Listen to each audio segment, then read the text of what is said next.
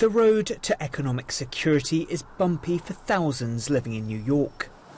Tara Vines has worked in the restaurant industry for 30 years. Raising two girls in the city, she relied on government subsidies for over a decade.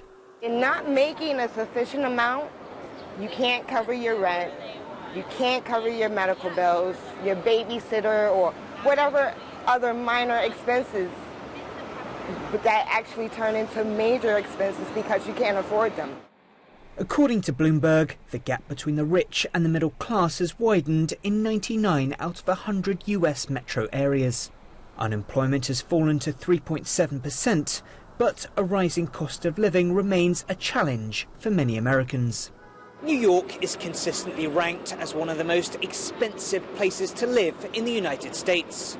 Studies show around half of New Yorkers spend over 30% of their income on rent alone.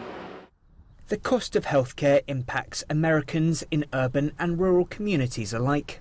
According to the American Cancer Society, over 50% of Americans struggle with the cost of healthcare.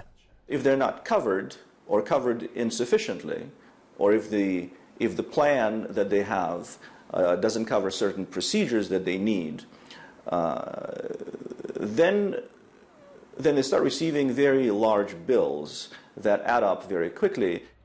According to the Pew Research Center, around half the US population is middle class. President Trump says his policies are helping ease the middle class squeeze. But some economists warn the challenges facing this segment of the population are becoming increasingly entrenched. William Denzelo, New York.